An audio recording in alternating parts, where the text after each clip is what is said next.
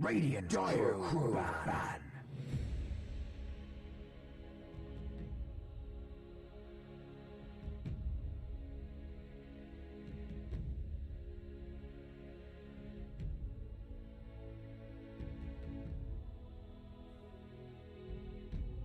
Ten seconds. Radiant Crew ban. Dire Crew pick.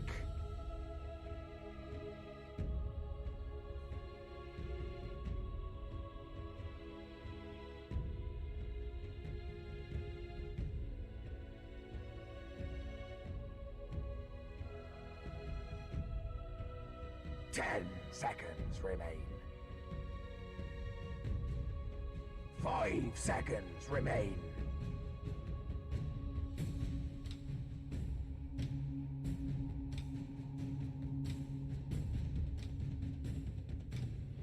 Radiant Crew. I speak for the trees. Different heroes have been coming out, some strats have been developed as well. Any heroes that you feel have not been shown yet that have a lot of promise? Viper. Wow, look at that. Look at that synergy. Look at this is the support synergy. We waited. We're still waiting for the Viper. I know it's not a Southeast Asia hero. Everyone has a lot of pride for Viper. Yeah, you know, I'm 10k. No, Viper is not for me. Alright.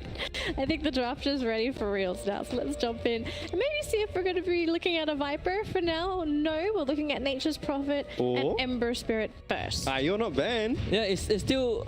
it's early, come on. It's been a while since Lone Druid made it through into the draft. But even in terms of ban, right? People just stopped banning Lone Druid at one point.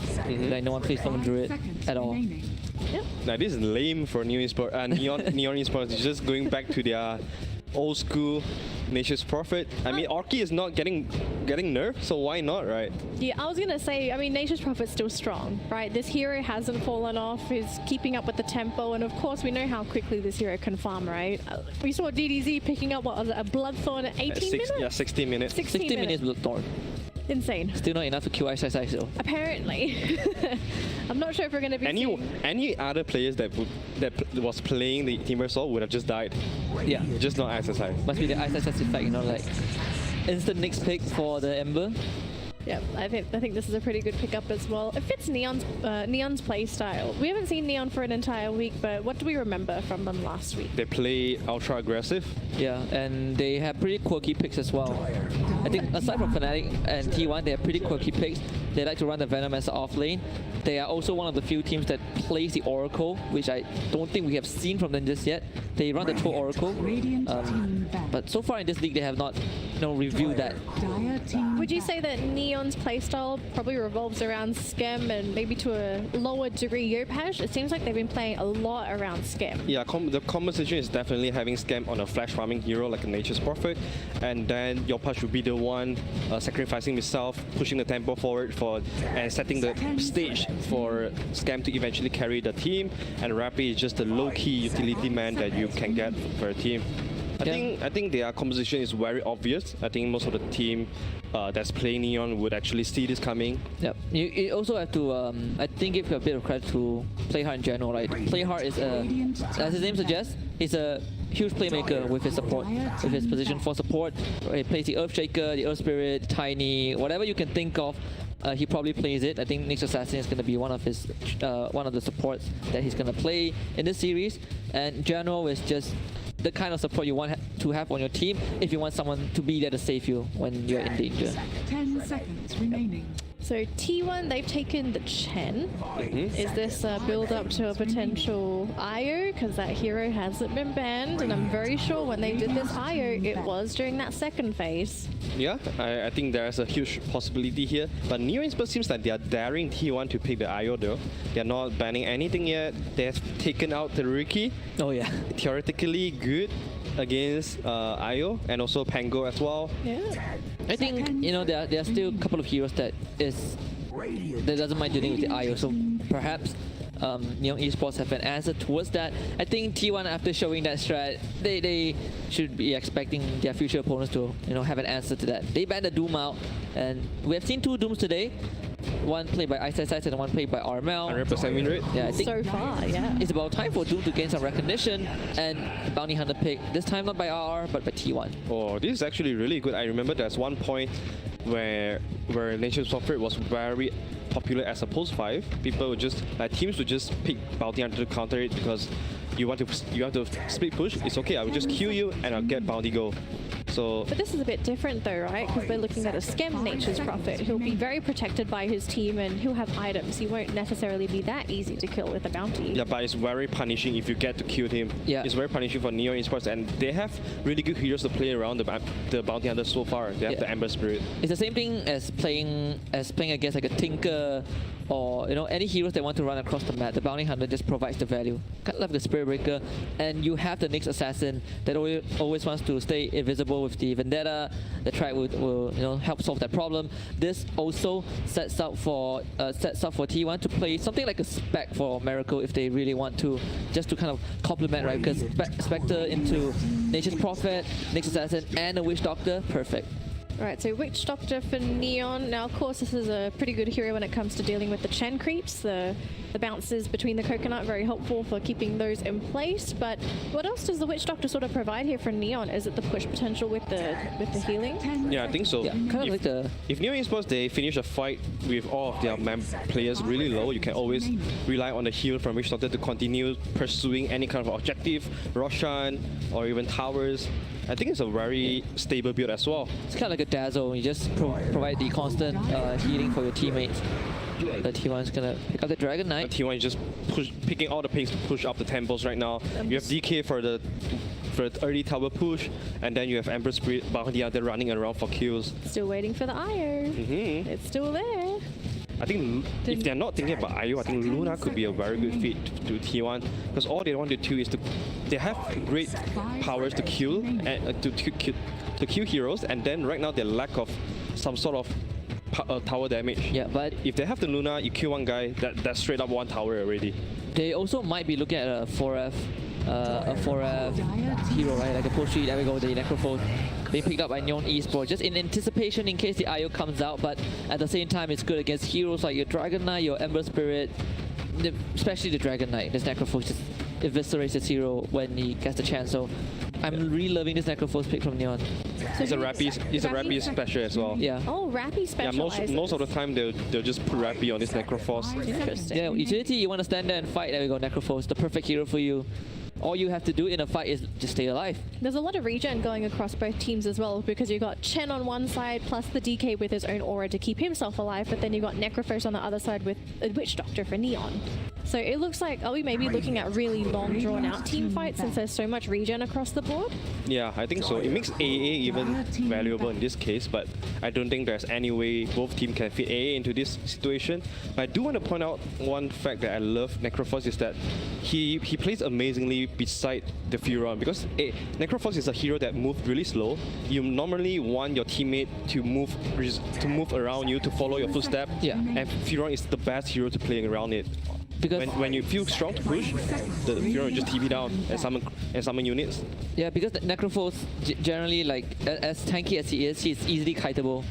He's old, so it's not that hard to outrun him. That is Thanks, Husky. that is not I wrong. did not know that. But the Venomancer ban is a smart one as well because of the poison sting. You really cripple this Witch Doctor and Necrophos. Is this maybe? Oh no, it couldn't be. I was gonna say maybe was it going to be a lead up to an Ursa, but no way. It's banned out by T1. Is there anyone else that might be vulnerable to the Venomancer? Well, generally the Neon Esports just don't want to do it with the Venomancer. They don't have the life to do with it. And if you want to ban a Venomancer, you probably want to pick heroes that are afraid of getting kited, like the Ursa was banned now. Wraith King is also another hero that hates the Venomancer a lot. What Yeah, else? speaking about hero counter, I don't think there's too much. There's not too much. Yeah, after the Ursa ban, it just So? like Neon, they don't want T1 to have that kind of ability to just stand there and take standstill fights, and also taking away the HP regen and any kind of heal from Neon Esports. Yeah, I think maybe Neon can consider like a troll or a spec Actually, even the PL isn't that bad, honestly. So we're looking at a Yo. Oh, wow. Bristle. Okay, wait. So this is going to be Yopaj taking the Necrophos? Could be a Yeah, could be. Yopaj Necrophos. Or do you think maybe Yopaj is going to take Honest- the Nature's Prophet and they put Scam on the Bristleback? There's also a possibility for that. This Bristleback, I think, regardless of which lane he goes into, he should be fine. Dragonite, Yeah. not too much of an issue. Alright, so let's talk a little bit about this Bristleback while Neon decide to go for their last pick. What does Bristleback do? Bristleback's a great hero when you want to defend a death ball lineup. Yeah. Because you just put the BB in front of everybody, soak up all the damage, and then it opens up a lot of opportunities for your teammates to come in with the damage. And most importantly, if you want to go through, if you want to take down a tower, you have to go through the BB. Yeah, and if you're snowballing, the BB is the perfect hero. If you're snowballing with the Bristleback, he's the guy that he hits level 6, he starts running at you, and if you have no saves, no mobility, he will just mow you down. He's a really good hero to carry items like a Crimson Guard, like a Shivas, those auras, same as the Necrophos, so maybe they can kind of split the burden, right? Lotus Orb Lincolns. Also, I just realized I think production fixed the team names because now they have swapped around. Now it makes more sense. Alright, I just got confirmation from production that there was a bit of a mishap. So we have now looked at this is the correct composition for the team. So it's T1 that'll be running this Bristleback. Now I'm even more excited. So wait, so we're looking, are we still looking? No, actually Rappy was probably going to be playing that Chen. Yeah, I was wondering, since when T1 like this kind of, Yeah, this like didn't... this boring draft, boring heroes. Boring? Wow, okay. I was thinking of a scam Chen, right? But then I looked, wait, is the T1 maybe not scam? But now I'm happy. Maybe a scam Chen once more, who knows?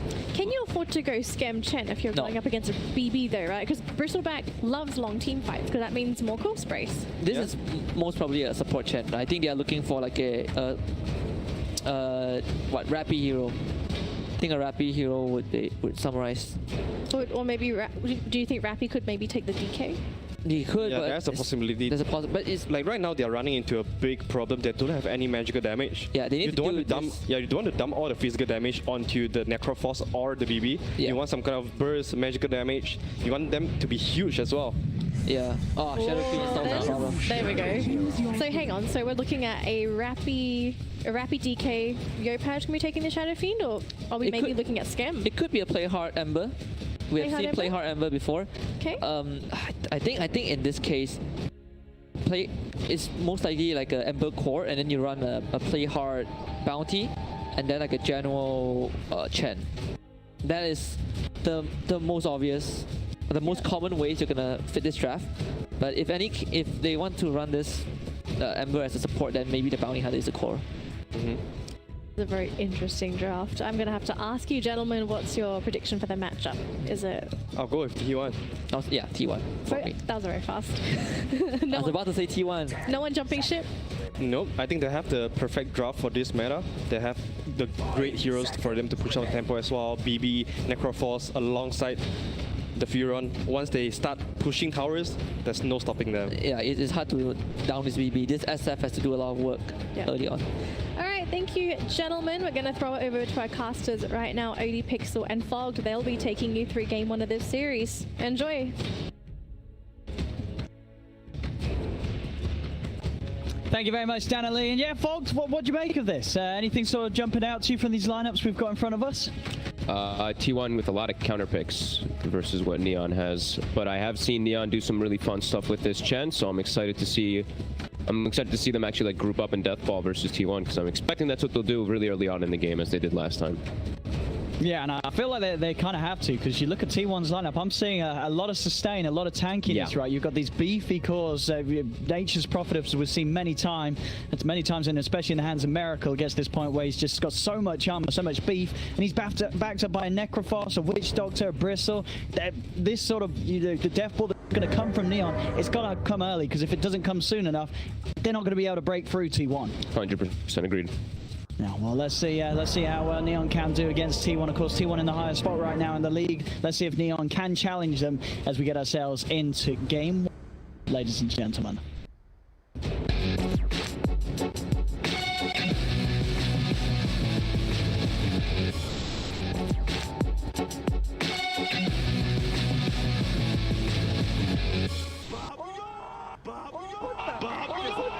Just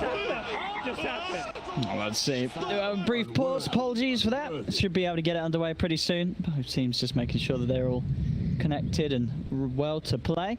And having a look on Neon's side, the positions of some of these heroes. I mean, any sort of surprises here for you? No, looks all pretty much ordinary. I think they had to put the Shadow Fiend mid. This is why they last picked this, because they had nobody actually to lane versus Necrophos before. So they picked some nice magic damage combo hero. A little bit of mixed damage to him. I'll tell you what, Fog, is there no surprises? I think you're missing something.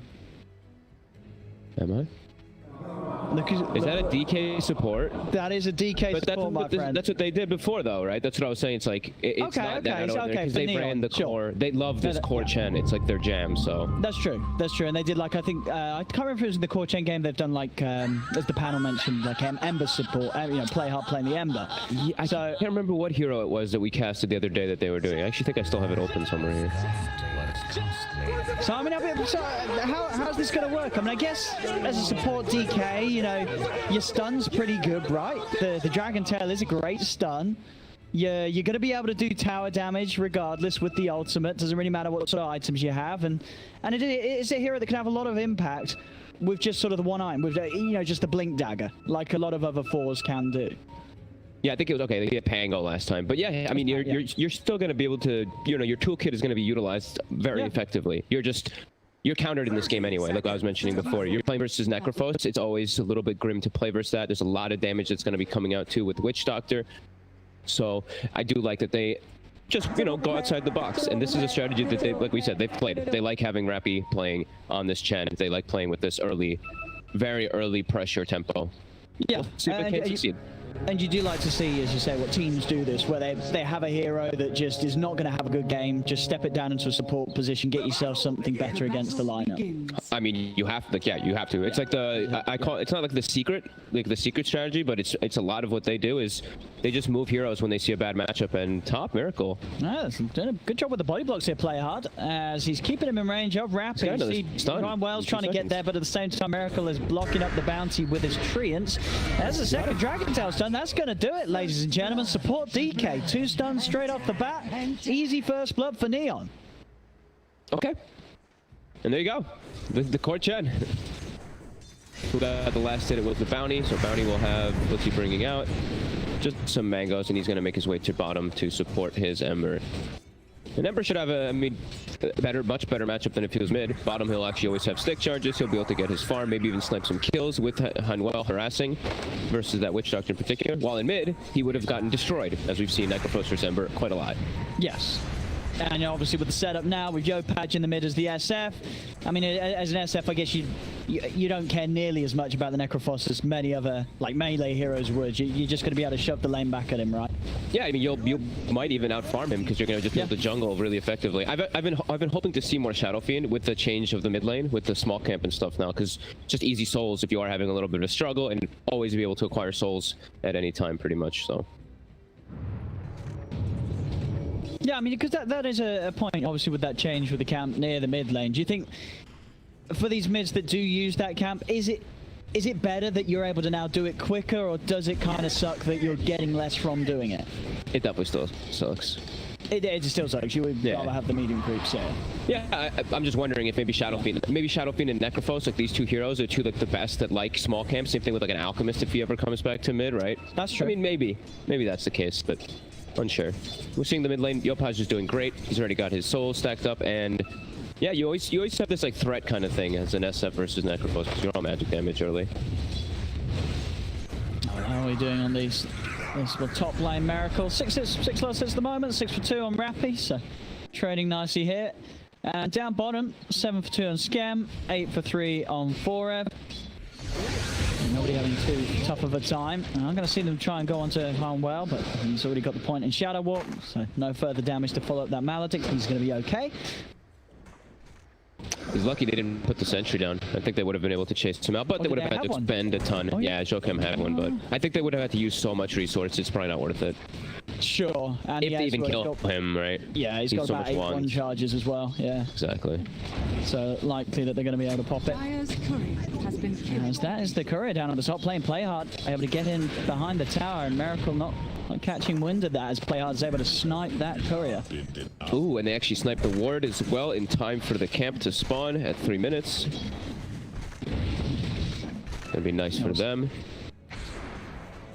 Now we see Paulison, he does come across and is going to ward one of the camps to at least try and limit the options for Rappy's Chen. Radiant are scanning. Miracle TP, he's looking for the gank mid, I guess. They really wanted to slow down Yopaj. Look at this. They've got the body blocks with the Treants, trying to block him in. Is it going to be enough? They're keeping him nicely in place. Finally, he's able to get round, but it's not before the stun from Paulison comes in. And T1 are able to find that kill onto Yopaj.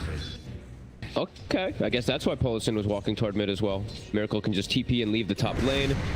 Rappy's gonna get absolute free farm in this Chen. And we'll see what Miracle wants to do. I guess he wants to be really active to help out his mid lane in particular. Get some really early pressure onto Yopaj. Of course, he's going to be straight back to lane. And it is going to give this totally free space to Rappy up top. So you can expect a very quick Helm from Rappy this game. Obviously, there have been the changes, right? Helm, it's not quite expensive, as busted as it was. Damage also down on the unit from plus 40 to plus 25. I mean, that seems like quite a significant nerf, but you think still fundamentally this item is definitely going to be go-to for some heroes still? Yeah, I mean, the stats are, we mentioned it the other day when it was first added, right? Just what it gives you passively is just amazing. 6 armor, 6 HP regen, 6 stats, incredibly good. Gives you this super strong creep that can farm for you too, so it's still fantastic. It just was too overscaled for sure. See mid lane. He's got this invis. If you can get the stun to set up for these raises, they're going to have a very solid chance of this one. Trying to get in position for the third raise, but In Your Dream keeping close, so Yopaj can't actually get it off. They end up losing the SF, and now they're going to lose Playhard as well. With Yokam coming in with the Maledict, that's going to pop Playhard low enough to die almost certainly for the next tick, and boom, there he goes. Very nice turnaround and smart positioning from In Your Dream, just heading straight forward, making sure that Yopaj just couldn't line up that third raise. Yeah, and he saw them there too, that from the initial, from the DK being invis with that sentry ward, so they were prepared. You see how fast they TP'd on that reaction. So Miracle is just playing like a roaming style. He doesn't actually want to lane top since, you know, Rappy kind of just is owning that top lane, and he's just going to move around. Paulison also going to just move a bit too, try to sap some XP top, but an interesting approach. Just give the Chen free farm, and Dominator is gonna be done in like 400. Wow, it's really expensive, the recipe now. Yeah, it's how much was it? 975. 975, like just for a recipe. It's like, ooh. Up from what was it? About 625 before, wasn't it? I think on the previous patch. Quite the increase, but as you say, still Rappy getting it as fast as if the price never changed with the free farm that he's getting on this top lane. Top CS, top net worth right now, the Chen.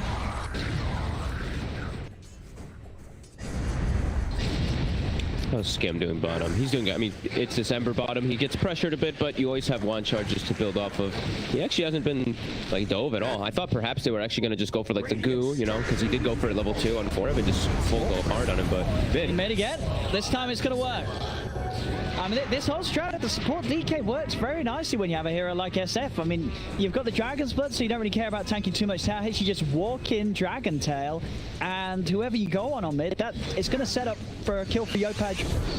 Well, not every time, because we did see it fail the first time, but it's a pretty solid way of doing it. Now back in the mid, Yopaj may lose his life as he's been maledicted. He did take a lot of damage. He's tangoing up, but it won't save him. The maledict will get him in return. Back over in the triangle, you see Miracle trying to fight into Rappy, but Rappy's going to turn with Playhard. Rappy keeping his distance. Miracle goes down. Paulison, he's going to whiff the stun. Doesn't catch the Chen. Rappy's able to walk away. As Miracle, as you say, playing really aggressive on this Prophet. This time round, it doesn't pay off. They end up killing him. Yeah, over aggressive, and Rappy also playing a bit greedy. I mean, if he had ulted, I mean, maybe a second sooner, he would have saved Shadow Fiend mid and would have been able to done that play there. So a little bit of that's true, yeah. play. He could have, he could have definitely saved Yopaj. Yeah, he could have definitely saved mid. Happens, you know, it's all about the Chen. He's like, whatever, I got my Dominator, I got the kills, I killed Miracle, you didn't, so it's all about me. He's off to a great start. He should be able to pressure top. They should be able to take this tower pretty easily. I wonder if 4F's going to be making a rotation, because that's like the whole point of his hero, is just park himself in front of the towers like the panel was mentioning. Don't let Neon get off to a fast start, and T1's draft should be strong if they're able to do that, if they're able to slow them down. Dire's top tower. Dire's top tower is under attack. Come well and play hard. Gonna find Paulison. He's got the spike carapace to the stomach. Harnwell doing a great job with the blocks. Paulson's got the movement speed though, that boots and windlace, allowing him to maneuver his way around, and he's actually thinking about turning because Your Dream's coming across, leads him with the stun. See if they've got enough damage to find him as Harnwell tries to keep to the trees. And Your Dream has got the scythe if he wants to drop it. Miracle's also going to come through as well. Make sure they've got the control onto the bounty hunter, and they'll finish him off with the scythe.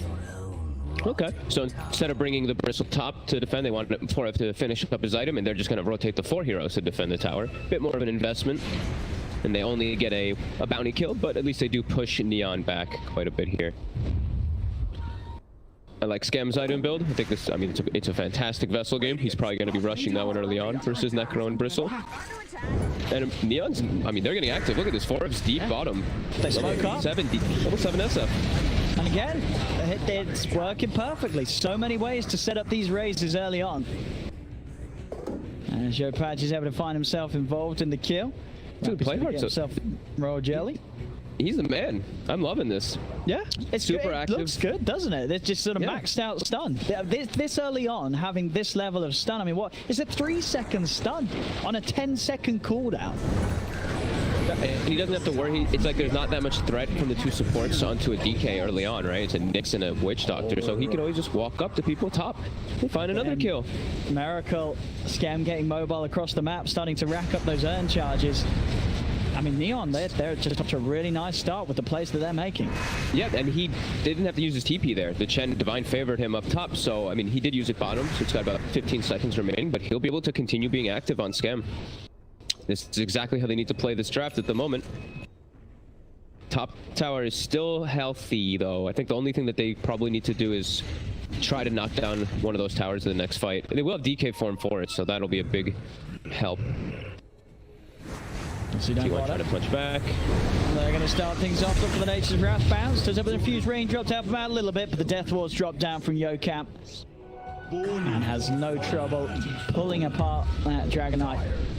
Oh. Now push onto this tier 1 bottom. Santa Noel, but he doesn't really have much available. Just a couple right clicks. Yeah, they have the Death Ward plus they have the Medallion on Miracle, so a lot of damage is going to come out if the Death Ward's able to continue in a lot of those fights, which it should. Limited disable on Neon. The T1 will manage to finish off this tier 1 bottom. Foref holding off on top, making sure that they can't get away with that Neon. These treants spook me out. I'm not sure. They're kind of creepy. Yeah, they're huge. They are. I mean, they're bigger than the creeps. Yeah, they're actually massive. That set looks pretty awesome. So Drum now picked up 2 Chen. All right. I mean, Frappy is a monster when they want to group up around him and fight. I think they absolutely can. I wonder what we're going to see Yopaj go for. Okay, he's got the Shadow Blade queued up. Interesting. Rather than going for some type of like timing kind of thing, he wants to go. Okay, I mean, I guess Silver Edge obviously against the Bristle eventually. Absolutely. Okay, but it'll to keep scaling. That makes sense. He wants to go, yeah. Yeah. I thought maybe they might just go for, like everyone else is going for these early game timings, right? I think if he wanted to go for something like BKB, they take a tower, they go straight for Roche. They're very strong if he does want to go for that approach, but wanting to save, like you said, if he does have like any mishaps, this gives him a little bit of a backup if he does need to go back for Silver Edge. Up to top they go. Foref. Into the change, Yopaj. Doing it again with these raises. Kills pretty much anyone on the map right now if you can land the triple raises, and he's having no trouble doing so. Doing excellent right now. Just picking apart T1. Look at Jokam, he's terrified in the trees. He's just got to keep himself hidden. So if they do come hunting, that remnant across that, they clear the trees. They're looking for the courier. I mean, they're going to find it if Bristle ain't too careful with this one. In Your Dream's going to start charging over towards Yopaj, but Yopaj, he's going to get it. In Your Dream, he's walked into his death. What the? I mean, she knew they were up here. At least what you would have thought that he would have known. The dude managed to catch the Ember underneath the tower. Death Ward's down with the Maledict on him. This Ember will fall. Playhard's trying to find Jokam. Harnwell's got the track. They'll get it. A 3rd kill here for Neon. And in fact, Ember... Okay, Scam does finally die. I was going to say, surely he's not going to live. They're looking for Foref. Miracle, he's going to come in and try and help them out. Okay. But there's 3 heroes around here. Can he do it? He's got the Sprout control onto Yopaj. Yopaj popping the raises, but he's taking too many tower hits. Yopaj will go down. The T1 at least able to find 2 cores in return. Maybe even losing Harnwell. Here's Forev's trying to chase. Doesn't have any detection on himself, so no further way to track down the bounty hunter. Look at these pings coming out. Ferocious pings. Yeah, I mean, T1, they successfully did keep the tower alive, but In Your Dream is just walking in and dying over and over again. He has no magic resist to raindrop or anything either. He went straight for the mech. Not even having a cloak or anything versus SF, kind of interesting. But yeah, they die. They do defend the tower, but it's still going to inevitably go down. And Neon, they got what they came for here. Yeah, this tower is certainly going to be theirs. And imagine that next they probably want to try and set up around mid. Yeah, I mean, Rappy wasn't even involved in that fight. He just threw a hand to God from the sidelines. He has a full mech now. I'm seeing a little bit of 13-minute farm, yeah. A little bit of damage limited on T1 if they're going to be playing versus the death ball of all of Neon in the next few moments. I do feel like they could be in some trouble here if there's actually some group up coming out. Yeah, they're going to head towards mid. As you say, with this very quick timing on Rappy, they're pushed very strong right now. Let's see how much they can get away with as Playhard's got the Dragon Form ready to use if they want to commit for this tower. Shadow Blade complete on Yopaj. Okay. And Skem, just about 100 gold in the vessel will be done, so very nice way of dealing with these heroes that have so much sustain and heal between them, T1. Oh, they want Yopaj, but he knew. Wrath of Nature comes out as Pelosin was just getting under him. And there it is. Over they go. Pelosin. It's been tracked. It's been an easy track kill for Neon. And that'll be the money for Skem to get that vessel done. We'll head over, pick up the Vitality Booster. And there it is. So Neon, they've really got all the tools to go. They're already at a 2k lead. It's definitely a good time for them to try and push and try and fight T1. Yeah, I think they should force the issue, honestly. I think that they're at a much stronger margin right now with Rappy. If they're ever with Rappy, he's just going to kill people by himself. Like, look at him right now chasing Jokam. Ported from Skem. Nice Divine Favor. Yeah, I think they can just run at T1 right now, and T1 is going to have a tough time responding. It's all up to Forev if he shows up to the fights, but he's still at risk of dying too. They have a lot of different ways to control him with that DK. It's on the front lines, but Rappy is also very far. Rappy. They've got the 4 of them around him. Backup is on its way from Neon. He's going to pop the mech. Still has the Hand of God to rely on. He's trying to get away, buying time from Skem to lead in. But Rappy, he's surrounded. The sight comes through. Still manages to get the Hand of God up. Finally falls. But now Neon, they can look to turn and find kills in return here. The track's out to Pelosin. They found 2. Playhard getting focused down by Forev. Forev will be able to find the DK. Skem again sets up. Here's the combo. Yopaj revving up the Requiem, but doesn't manage to get the full amount of damage out. As Forev already steps to the side. 2 for 2 so far. T1 still trying to fight into Yopaj. Yopaj has been maledicted. The Death Ward down as well. They do lose the Witch Doctor and the Bristle. Cost them the life for the SF. Miracle, could he clean up more? Big Nature's Wrath brings Harnwell down low, but Skem turns upon him. Yarnwell tries to get back in, but the Blade Mail. Miracle turns and kills him, but Skem is the one to get the final cleanup done. Whew. Huge fight for Neon. The ideal target, I mean, they had the Chen on the front line, and this ain't no support Chen. This is a Chen with a mech, and now he's got a hood too. With his Hand of God, he got everything off. He healed himself up so much in the fight. They had to expend everything on him to kill him. And a great cleanup. How many tracks was that at the end? I think almost every single kill was a track there. Yeah. That was pretty massive, and Skem is the one who ends up in the lead at the end of it all with... What level is he? 14? Yeah, he ended up being the sole survivor throughout all of that disaster. And yeah, all the way up to level 14 in comparison to the level 12s and 13s of the other cores. Big fight. In a very funny position too, the way it starts out with that Chen leading the charge, but it works. Keeping that lead Neon now to a 4k advantage, and off the back of that fight, with the money as well, Skem's going to start investing in the Desolator. He's got half of it done with the hammer and the Blightstone. Yeah, they got a Blink Dagger on DK, so actual form of initiation, unlike before they kind of just charged in and just fought head up with all the creeps around.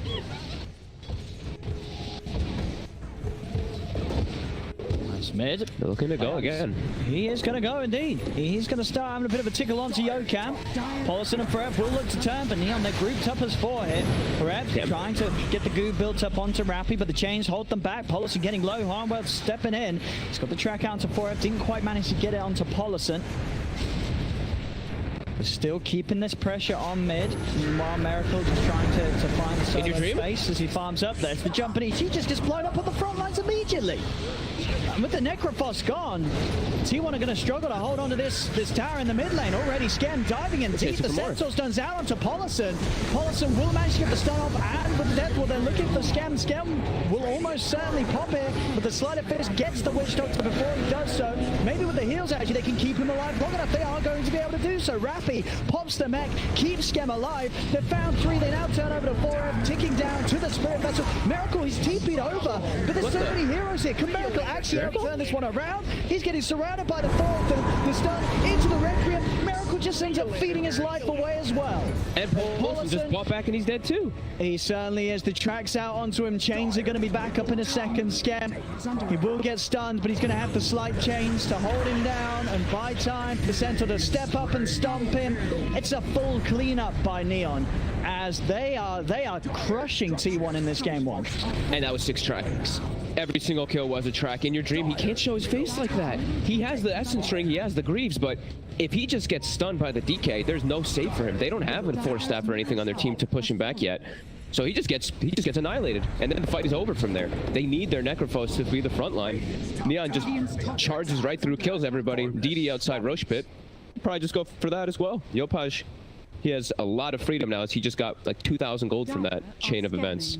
Neon, they make this Chen work, man. This core Chen, they know this style. They really do. It's. I mean, I think we said last time, you know, when you play against Neon, you got to consider taking it away. I mean, Rappy, as we're seeing once more with this performance, it's you just know exactly what to do with it. And I do love to see this from Neon. They just have this sort of different way of playing. They're open to try things that some of the other teams aren't. And sure, you know, not necessarily the best results at all here in the league right now. They are on the bottom things, but you know, the performances they've been giving us, the ones where it does work out, it's looked pretty scary. Yeah, and I just love when teams aren't afraid to just be like, our DK is countered. We're making DK support. It can't be that bad. It's better than him having a terrible core matchup. And bam, look how good Playhard is having of a game. He's owning, has everything he needs in the game. Has his Blink Dagger, like we said. 0-3-13, but it feels like it's had immense impact. Yeah, it's been easy Roche for Neon. No time at all to take this one down. Now they can start looking to put the pressure on for the tier 2 towers. It's T1, they've really struggled with the defenses so far. Middle tower is under attack. They have to have 4F be the one that gets initiated on. He has to act as that huge frontliner rather than In Your Dream. In Your Dream has to be so careful. He's just dead in 1 stun still. No Force Stabs either. They have Spirit Vessel finished up on Witch Doctor, but the Yules is what Polison's going for, and they have no other save. They have no way to protect In Your Dream if he does get jumped. Radiant's bottom tower is under attack. Dire's the top lane. is under attack. Starting to go out from well. They're going to look to jump in with the Remnants. Neon, they're more than happy to fight this. Player jumps in onto the backlines. He's going to get rid of Yokam. So this time, no worry of the Maledict and the Death Ward as he gets blown up by the Requiem. Now they turn their attention over towards 4F. 4F does have the Lightning Shield given to him by Miracle. He's doing a lot of damage back on them, but he still goes down. The Sleight of Fist from Scam finishes him off. Yopad trying to juke it up. They've got the Reaper Scythe. They will manage to put an end to the Shadow Fiend's reign. The Shadow Fiend goes down. This time T1 able to at least punch back in some sort of shape. Neon are still hovering about here. They did hit level 12 on him. Well, he's been putting out the level 2 tracks now. Scam had a regen, full regen up, but that fight, that's T1 having 4F on the front line. You see the difference that it makes? In Your Dream's able to chill back, actually get his spells off a lot. 4F, sure, he dies, but he ends up dishing out so much damage before he does go down that they get this SF, who just bought full BKB. That was the reveal of it, and yeah, they halt them from tower pushing, and they do a pretty successful fight. Over to the mid they go. They've got track onto Polison. Playhard's going to be in with the blink. Waiting out the Spike Carapace, gets Dragon Tail easily onto Polison. And it's going to be more and more track money for the side of Neon. Full pipe done on Rappy now. Ooh, yeah, playing around Rappy. They have so many auras that are going to be built up on everybody. Damage still going to be very limited for T1. They're in a lot of trouble this game. Neon. Nyx is dead. They won. He's going to find an easy catch. That Invis is going to get round the tower, catch out Yokam. And it's just 4 Evan in your dream here. They're going to start poking Neon. They don't quite have Yopaj in range as he's springing in the mid lane, so no need to go too hard on this. Yules is done on in your dream, so at least an extra way to buy him some sort of safety if he does get gone on at the start of the fights by Neon. Look at them going for Miracle top. Hanwha ported it immediately when he saw him. Playhard is here with a blink. I think he's got so they're going to be able to cancel the TP for sure. And with the Dragon Form, they're going to do a lot against Miracle. He's still got the TP out, and Drama didn't quite have Shuriken back online. We're still on cooldown, so not a way to cancel that one. So Miracle will live. Should have probably saved the Shuriken. I don't know if they get him anyway, though. It was going to be close either way. If they were able to, like, perfectly use their 2 mini stuns. But Miracle will get away. They pressure him away, though, and they back up and get themselves a lot more farm on the map. And T1, they're just restricted. This Bounty Hunter is actually applying so much pressure. Keeping him to buy so many sentries. Like, Polson is poor on this next. Still no Yules finished up because they've had to actually buy.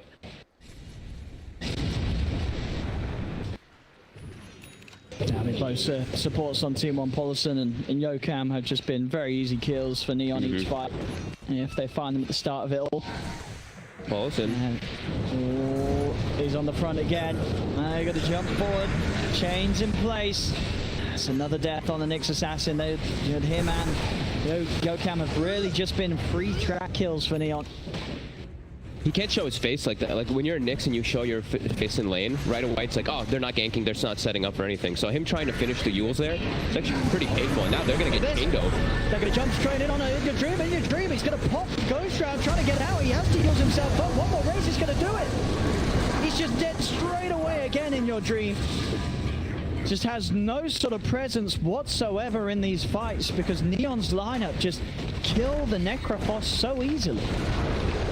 Yeah, this SF pick was perfect for like the entire pace of the game. Always have the magic damage if he does pop Ghost Strike. You have high burst physical too. Yeah, just a really well-rounded draft by Neon, and the way that they executed with it with the core Chan. 12k gold lead. They're gonna back up. They can pick up these bounty runes. They can take out the outpost if they'd like to. They haven't yet though. They keep pinging it. There we go. And BKB finished now, so they're all ready. Oh goodness, yeah. And you know, that, as we've seen, you know, he's been playing those last few fights, Skem just saving up entirely for it. Didn't even have a single component out, so they were winning the fights, sort of 4k down in their potential, and now, yeah, with this BKB, it's going to be so hard for T1 to deal with this Ember jumping in. They'll pop the dust, doesn't catch John well, but already well out of the range of any of their heroes. Yopaj pushing in top, nearly has the full S and Y done. Look at Polison mid, he's just like, please don't gank me here. I'm so close to Yules, I just want this item. And he will be able to finish it up there with that catapult. So he should feel a little more comfortable now to play around. He can actually, you know, get out of chains and play a bit easier for himself. But 14,000 gold lead, Neon. These fights are not going to be easy at all for T1. No, they're looking very impressive so far. Playhard's nearly got his BKB on the support DK. Rappy's got the quad centaurs prepared for the next fight. I like this as well from Carnwell. You know, not normally the item you'd, I guess, expect to see on a bounty, but really just playing for the team, getting a Glimmer Cape to protect his teammates from any sort of burst. It's down bottom. BKB is forced out from Skem, but Skem's still going to be able to fight with it. He's real strong. The rest of Neon are heading over. Polison's got to run here. Yopaj, he's going to be able to find him with one punch. 500 damage straight up from the SF. Full retreat. Got the creep wave moving in bottom. Yeah. Full retreat from T1 though, and they did pop what, Wrath of Nature as well as Death Ward. I mean, that's their two big team fight ultimates beside the Necrophos ulti. And In Your Dream, he knows he can't even step up to the tower. He'll just get jumped in the back line. They actually just have to forfeit this tier 2. Yeah, this tower going down for sure, and it's going to come to just a high ground defense from T1 really at this stage to have any sort of chance of turning. And they just have such an overwhelming amount of items. Like even a BKB on Playhard now, on the support DK, he has his core items, and they do not have damage through those BKBs really. he should be able to freely choose what target he wants to lock down in pretty much every situation. They're going to actually bring the Shadow Fiend with Divine Favor over the T1. See what they can do. Play hard. He's going to get the jump straight away onto Yokam. Looking for those backlines. He's got up top. 4F and Ninja Dream heading forward towards them. Miracle is down the backlines. Look at Yopad. Yopad pops the BKB. The Red Queen pushing them back. They've killed off the Witch Doctor. Miracle pops his blade mail, still standing his ground. Looking over to try and help Ninja Dream, but Ninja Dream is stranded in position. Using the Reaper Sight from the Yopad, but it isn't enough damage. Yopad is more than fine. 3 down. There'll be a buyback from the Witch Doctor, but both Miracle and Inya Dream are out without buybacks available. Neon jump over towards 4F. It's going to be 3 cores down, none of them with buybacks. The creep waves pushing up to the base of T1. The 21k lead. I think this game's coming close to an end. Agreed. I think T1 thought that they had an opportunity without SF being in the fight, but there's a Chen. Rappy just recalls him. He just Divine Favors him, Raptures him, whichever one you want to call it, into the fight. With all these auras, they stand their ground, and they're so strong. They have mech, they have pipe, they have dominator, they have drums, they have every single aura on this Chen. So fighting around him is just impossible for T1, and we see this keep happening. Yeah, these Chen lineups from Neon just look too strong right now. Yeah, you ban this. I think you ban this or you take it away from them. There's no way you give this to them. It is that good. It really is that good in their hands. There's Rappy. What's he ended on? 5-1 and 18. Easy Chen game for him. 2 sets of racks gone. T1, they are going to try and hold on. Well, they're down 27k and 2 full sets of racks at 29 minutes. Chance for a turnaround is going to be pretty slim, and I thought you can even see that with Skem's items. He's ready for a bit of fun. Picks up the Basher. Hell yeah. I mean, why not? You know, play for the RNG. You might get yourself a nice little bash. It might start, cancel the TP. You know, you'll see BKBs come into play now. Suddenly, Miracle trying to BKB and TP out might not save him. I mean, I'm down for some slight bashes. Yeah. Witch Doctor can't cancel Witch Doctor ult with a slight bash. I mean, he'll probably just die to the damage anyway. But mid, they find Rappy alone. They do. Gonna pop his Hand of God. But they're gonna be able to do it. They're finally able to take out that gem. Rappy buys back. He's not messing around. He's done with this game. He wants it over. Yokam has been finished off on the back. Miracle has no chance to live. Over to Inya Dream. They're going, yeah, they're gonna call it. GG's out. T1 will tap out of this game 1. As Neon, the Chen strats are just too strong. Very nicely done, fully in their comfort. You've got to take this away from them. You've got to break down this sort of play because Neon are so good with it. Yeah, and I honestly, I really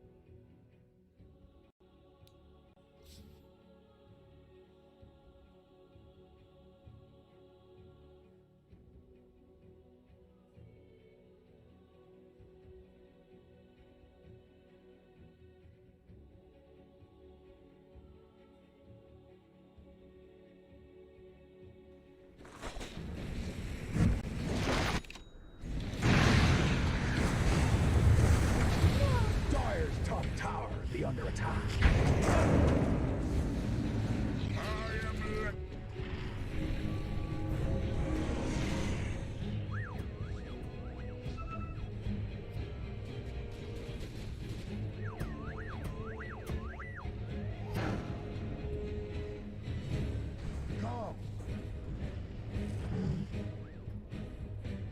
Radiant's bottom tower be under attack. Radiant structures be fortified. For now.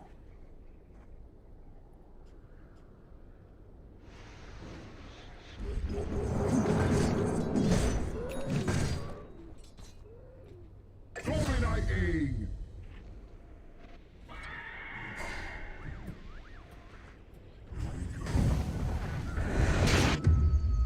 A whole bunch of punches.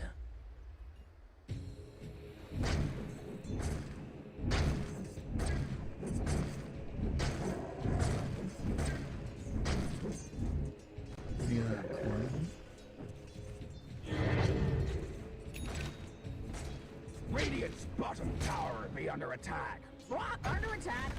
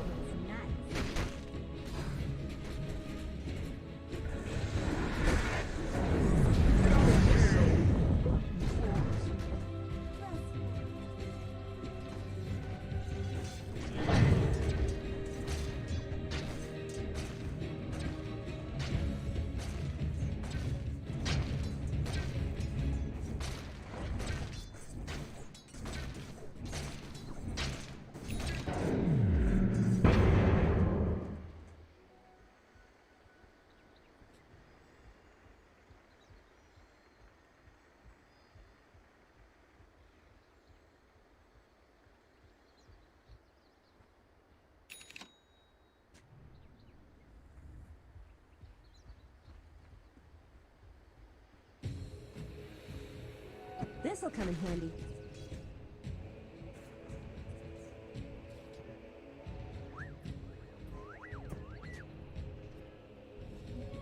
Regeneration.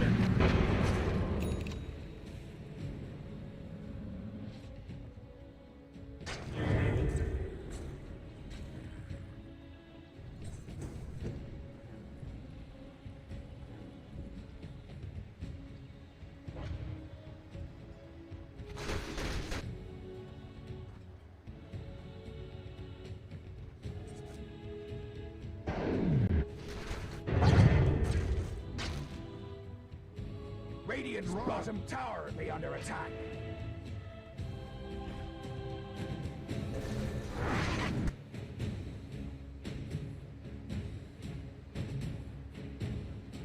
Radiant's bottom tower be under attack.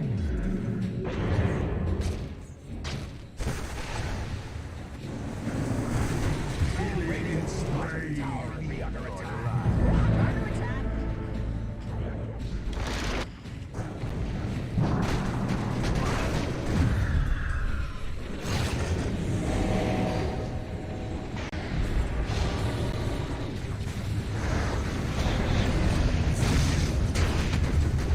Dominating!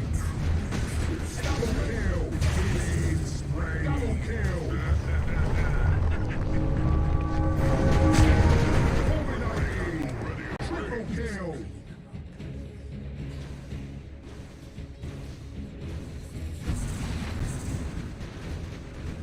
Mega kill! Ultra kill!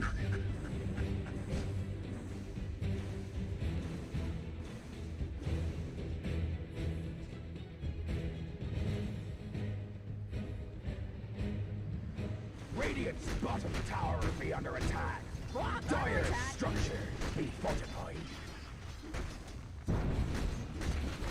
Radiant's middle tower be under attack. Radiant's bottom tower has fallen.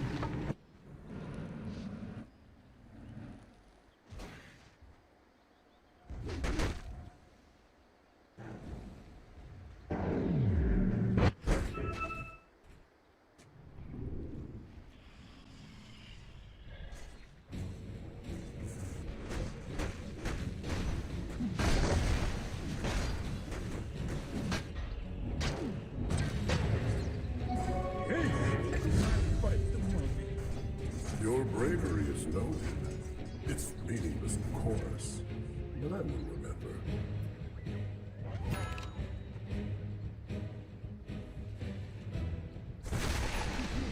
Amazing what you found laying around. For the twins.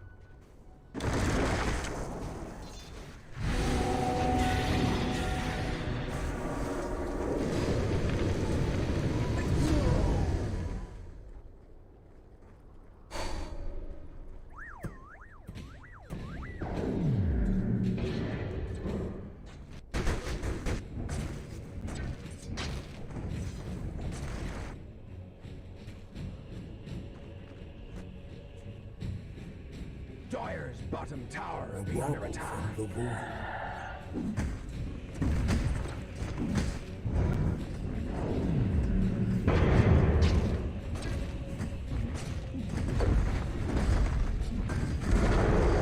Dire's bottom tower be down. Dire's bottom tower be under attack.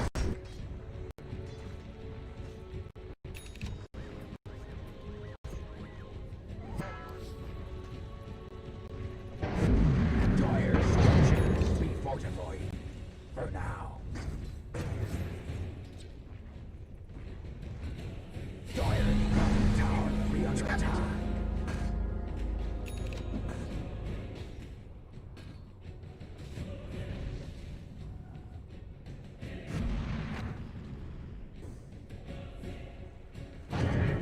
Radiant's top tower be under attack. Gormless swabbies. Radiant's middle tower be under attack. Radiant structures be fortified. Radiant's top tower be under attack. This'll come in handy.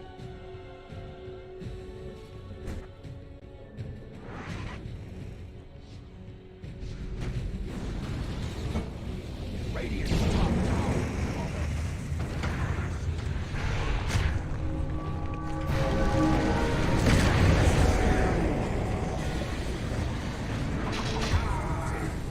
Double kill!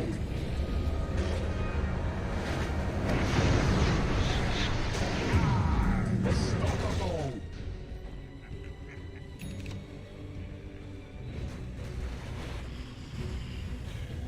Regeneration. Radiant's top tower be under attack.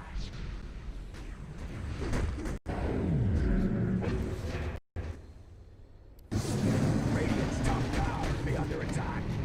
Gormless swabbies. Radiant's top And spray. I step into the future. Radiant's middle tower be under attack.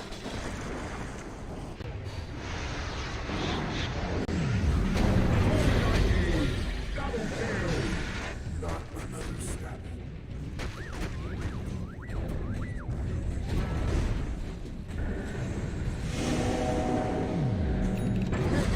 Radiant's middle tower be under attack. Anywhere you can go, I can be waiting.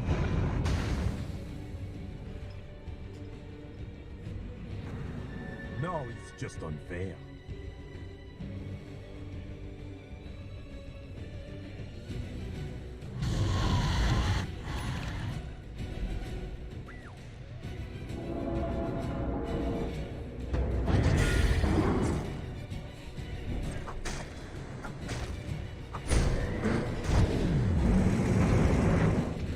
Dire's middle tower.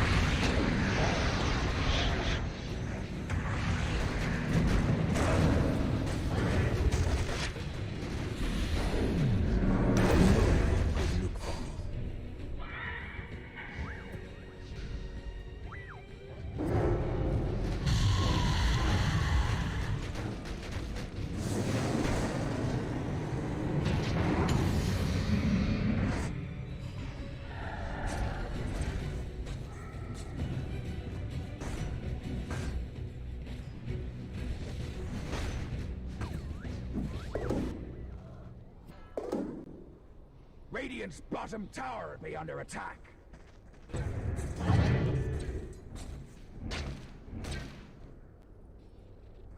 Radiant's bottom tower be under attack.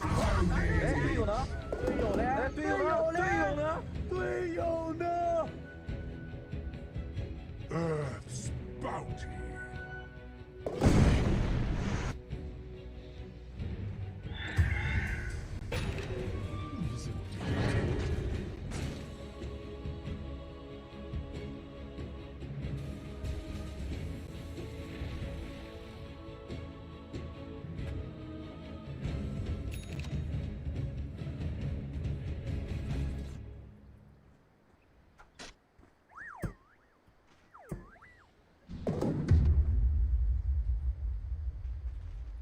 Dire's couriers been killed.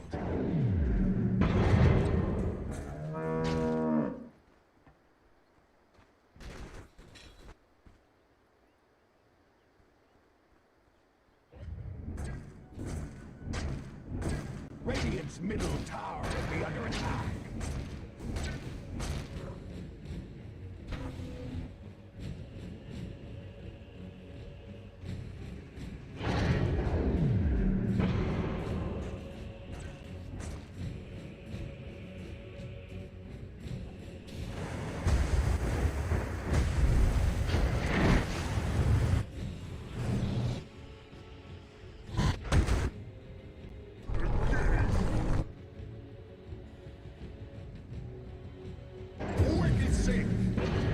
Dire's structures be fortified for now.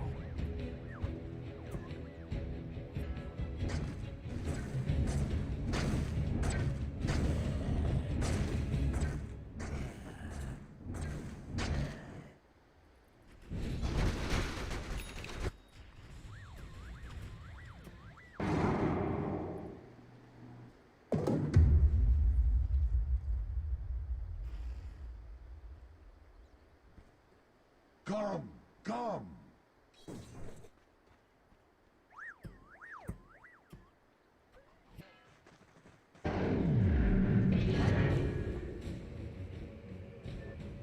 Radiant's top barracks be under attack.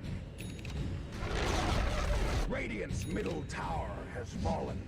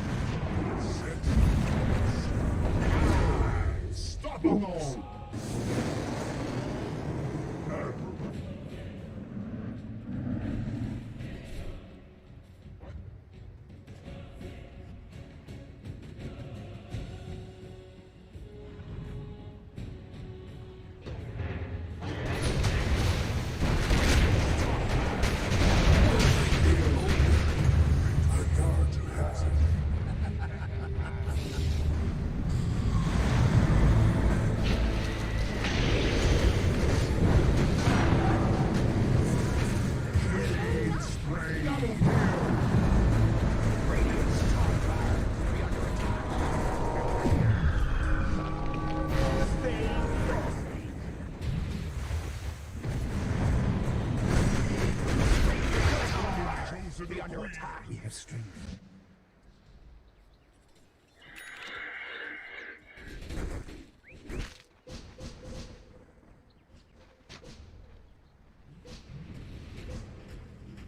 Radiant's middle tower be under attack.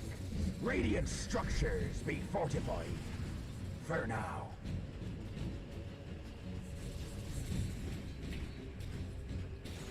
Dire's couriers be rather thoroughly killed. Radiant's top barracks be under attack. Double damage. Radiant's top racks have fallen. Radiant's top racks have fallen.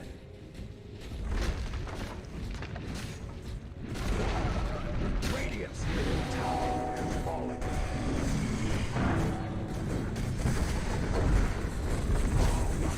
Look at that. Radiant lost their middle racks. Radiant's bottom tower be under attack.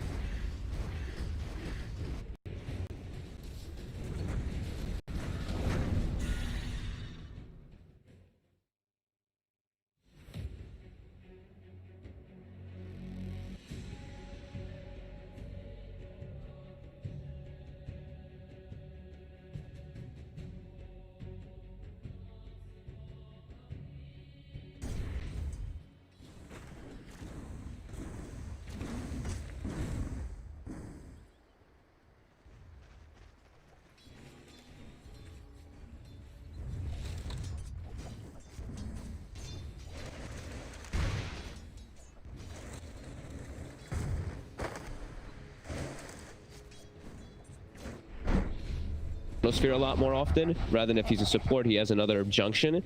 So their lineup can actually fight pretty fast. That's the thing I look at is T1, they have a really fast draft. So if they don't have to rely on cooldown on Neon for the chrono, then cool. I mean, maybe. I'm not too sure. It's something different, so. Top. Just going to try and get aggressive again. Lucky shot's going to be there on the first proc onto Polisson, so no more punches to come in. Swashbuckle, along with the Maledict, is going to give him quite a bit of a hit, but Miracle, of course, has a fair bit of sustain to offset the difference. Make sure the Maledict doesn't do too much. They're doing so well up top. And Witch Doctor versus Io, it's always going to be strong caps. Bottom. So tether targets, and oh, bottom. Gem's going to go down. See if Thronwell can find for F in return. Fisher is going to block him off and will not be able to turn onto 4F. 4F's going to live.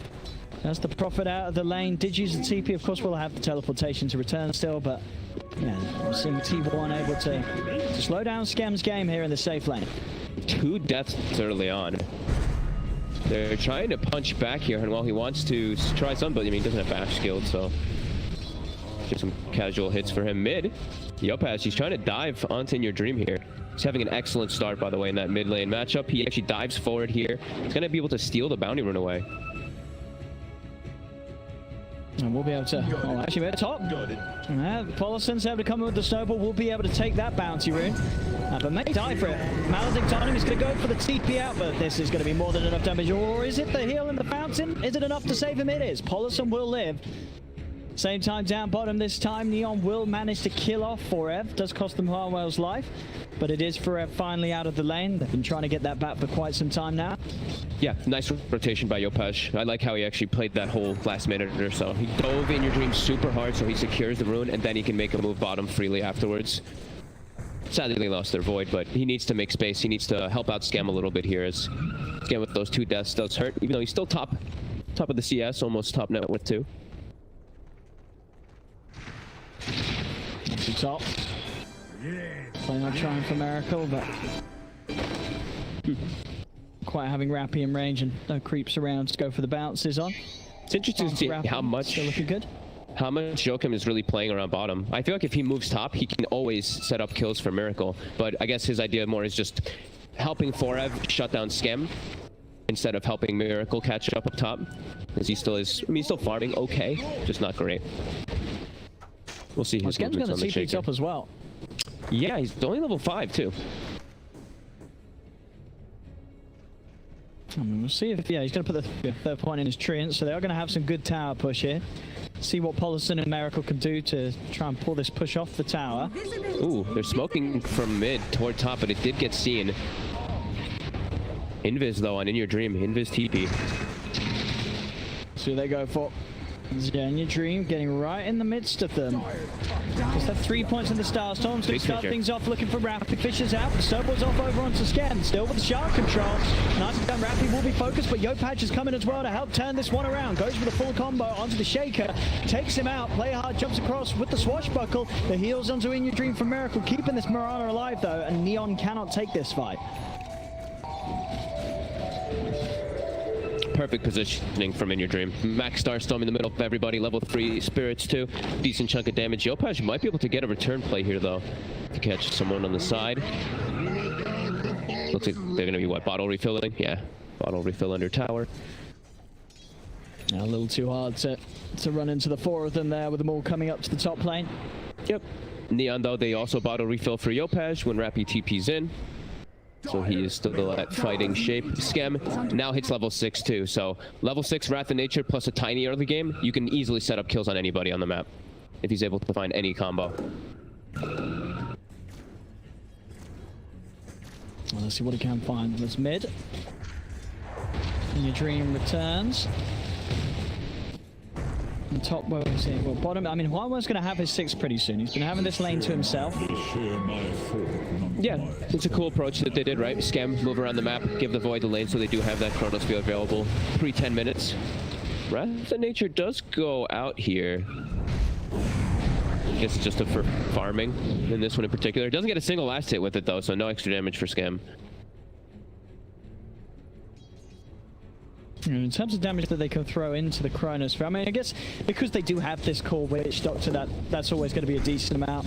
Just what Maledict and a Death Walk from the outside early on is going to get the kill. Yeah, and hopefully we can get an Aghanims at some point in this game. That'd be pretty cool. He is a core. What is he going to farm up on in this role? Where he's got the urn done. Vessel is so good, right? You're versus IO, yeah. so it's probably just going to be a Vessel. But then after that, I mean, are you building auras as the offlaner, or do you think you do go for something greedier like the Axes? Bottom lane, they're going to use the Chrono. Rappy trying to get in position. Scam's going to come through as well. And this should be a dead bat for sure. He's even going to try and use the lasso there for Ev, so that's the lasso on cooldown. Nothing to be found with it. Toss as well from Yopaj. They're going to be able to get the setup onto the Shaker as well. They'll get both of them with that play. Rappy claims both for the kills. Double kill for the Witch Doctor. I mean, this is the thing, you know, is to say every time this combo is going to work very nicely. If anything, the Fissure did come out quite earlier there. Could have maybe been saved to try and stop the casting of Rappy, but maybe either way, Forever would have died anyway. Yeah, probably. Yopaj immediately going for another aggressive play here onto top. There's the Wrath of Nature bouncing through. It's not going to bounce onto Polison, and he will be safe. But they're trying to utilize that Wrath of Nature as much as possible with Yopaj's movements. I'm liking that a lot. Might still find Polison. Nope, the Fissure will deter. Boundary runes though, with the Moonlight Shadow around it. Radiant are scanning. Here we go. As the lead, in your dream commits for this one. He's still got 1 lead left. The Avalanche, Snowball backup coming in your dream wants to fight, turns over towards Yopaj, Miracle tethers across on Polison. Yopaj, he needs help, he's not going to get it in time, he goes down. Centaur stun onto Scam, who's TP'd in to try and fight this, but the Fissure is being charged totem. Scam, he's falling low, pops the 1 charges, turns towards Polison. Well and Play Hard trying their best to help him out, but he's still going to fall. Scam is dead. Play Hard hits the 6, he has the Rolling Thunder available, bounces across towards In Your Dream, and In Your Dream, he is out of leaps. Rappy's coming across, the cast bounces are going to be there as Rappy pops it. He's got the Death Ward ready to go too if he needs it. There it is, onto Yokam. As Rappy's able to turn up, get the cleanup kills. They're going to try and chase down Miracle. The dilation is going to slow down the ability of his tether. Tether is finally there.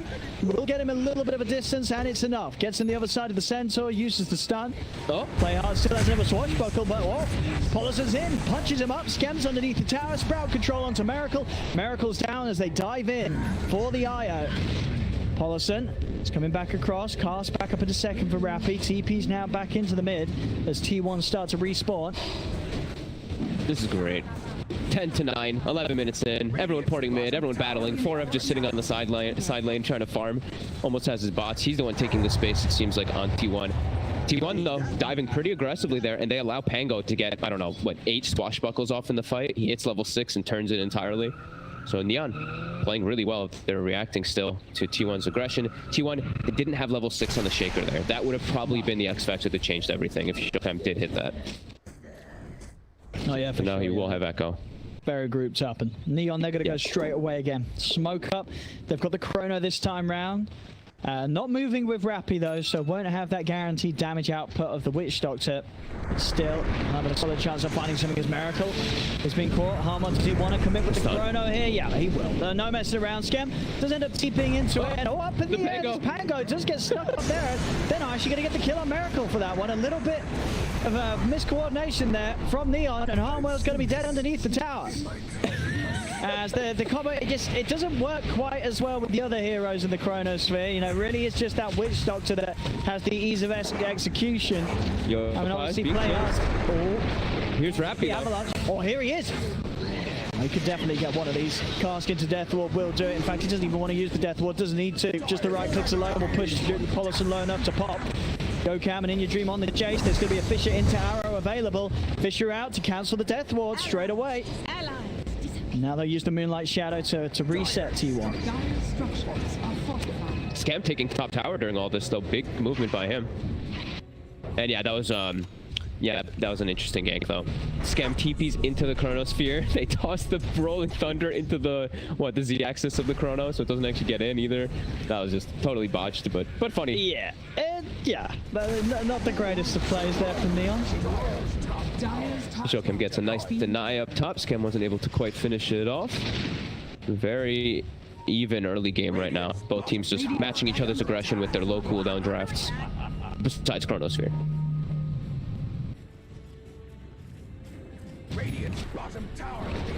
So they can do over towards mid.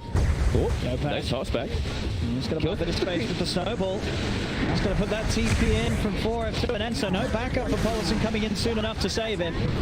As he goes down, Polison still having one leap left.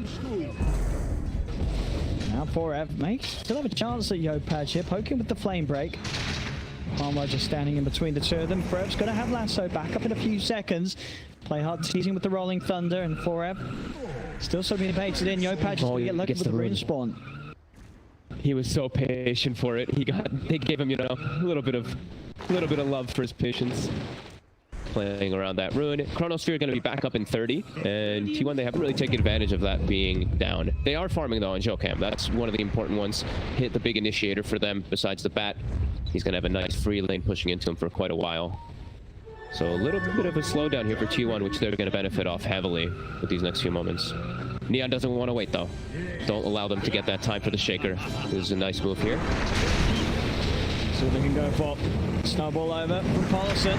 The cast. Want to chase this though, and they go with the Rolling Thunder. 4F getting low. Maledict over onto Polison. They turn towards the tusk. Polison will go down, and so will 4F as he's caught on the side by Yopaj for that final bit of damage, and into the trees. They're not done yet, Neon. Yokam surrounded. He's trying to hide, but the Sprout giving them vision to toss forward. Scam stay on top of the Shaker as Neon will find themselves at third. They take him down with that final hit from Scam. And the Chrono's back up. It's back online. They're going to be able to get In Your Dream in a perfect position for Yopaj to walk around and get the full Avalanche toss combo off on him.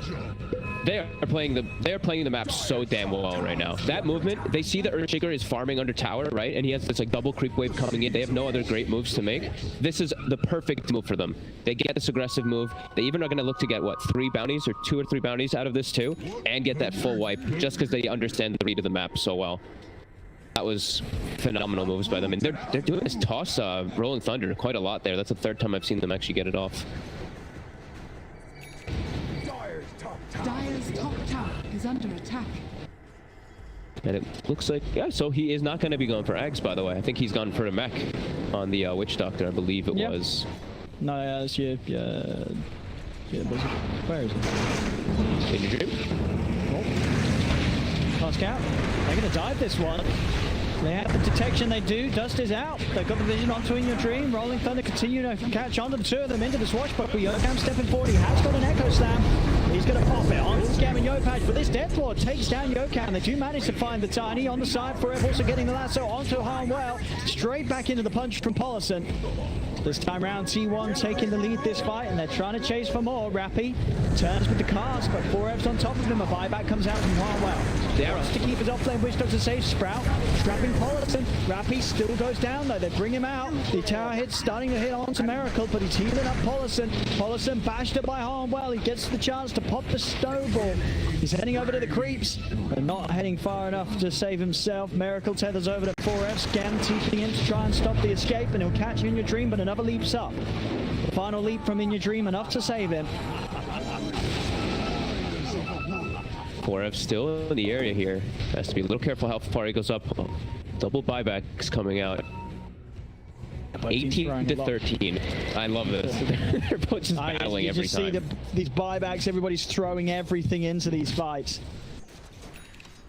Miracle's getting a lot of farm out of it, though. He's got his Maelstrom now finished, so he is starting to build up that momentum for himself. Dyer's middle Dyer's middle tower is under attack. Dyer's structure. Yopash, another pick off. Yeah, he's finding them with this blink now done. And he's going for that Veil next. So very nice with that lineup. Oh, that's interesting. That is very different. I don't think I've ever seen a Veil tiny. No, I mean it's something that with the changes, what you started to what maybe expect to see more heroes pick the item up, because it is quite appealing, right, for sort of the price nowadays. I guess, but he doesn't. It's not like they have an overwhelming amount of magic damage on his team. I mean, it's okay. Just a bit weird to say, to be honest. But if he just wants that quick burst damage, especially on a hero like Miracle, like the IO. Oh, and that chrono. Very nicely done there from Marwell, catching Miracle as he heads over to Yocam. I mean, the support fight, it's not looking bad at all. I mean, he's 1-3 and 12 this game for Marwell. And sure, there was the one sort of chrono that didn't really go off to a great kill, but the other ones have always resulted in Neon getting some easy pickoffs. They'll also find Paulus in here as well, out on his own. They get a Forever Lasso is here on the Scam. Scam's got the blade now. He is under the tower though. Yopaj is going to come in with the backup. Scam falling low and he does go down. They get the kill onto Scam. Toss up onto Your Dream has got for the TP out on the high ground when he makes the way. The Vessel and the Maledict's just going to kill him in the base. Or no, is it the raindrop? Did he just buy that? I think he just brought that. He just brought it. Buys a raindrop in the base and it saves him. I mean, nice little save for himself there, and they get Scam and get out. That was, I mean, that was risky as hell by T1, but they do end up getting it. Yeah. I mean, Neon though, honestly, Neon is outplaying T1 pretty hard though throughout this entirety of the early game. Just the way that they're making moves around the map and understanding. 3K lead. Forev, he steps up a bit far, but they can't quite get a cast. T1 wants to find more time to farm, but Neon's really not giving them that space. Just playing super aggressive. And now though, T1, they got a little bit of time to back up. Jokem, 200 from Blink. That's going to be the big one that they're waiting for. Yeah, Echo Sam has the potential to be huge this game with the way that Neon's playing. Always grouped up in 5 for Rep. Jumping in here. Yopaj is going to be able to come in with a combo. That's Rep dead. And now with the Rolling Thunder over was In Your Dream. That was In Your Dream's last leap. He has no further leaps, but he's under the tier 2 tower and play hard. Actually going to die to the tower hits.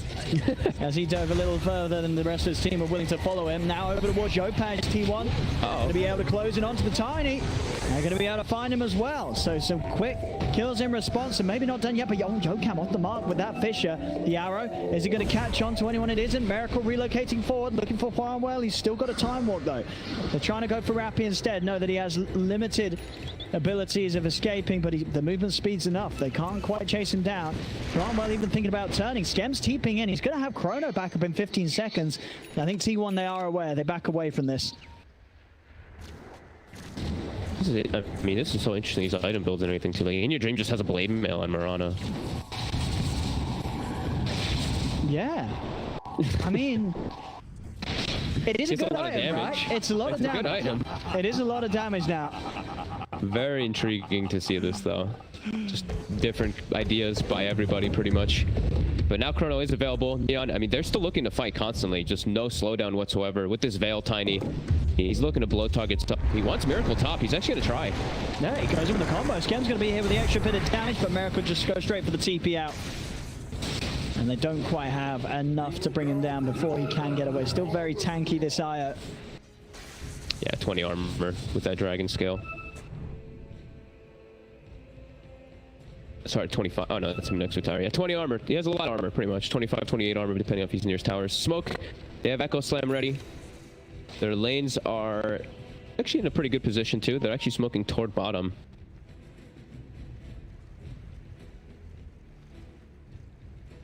Let's see where they can go with this. There's nobody down here, though, on Neon's side right now. Neon are, they're sticking together as a 5, and And with the chrono, you know, Neon won't be too fussed or at all if T1 do want to try coming looking for a fight, especially with the fact they have a DD. Actually, Xuan was going to pick that up for himself, not even letting Yopaj. I don't know why they didn't just let Yopaj go grab that. He's got an empty bottle and he's tiny. He's a get out of my way. Void's like, I'm having this one. You look at his items too, it looks so funny. He just got boots, crown, and orb of venom. Boots, crown, but he's got a DD. Got a DD. All right. Bolson. I mean, dude, if Yopaj had the DD there, that would have been a kill. Arrows out onto play on.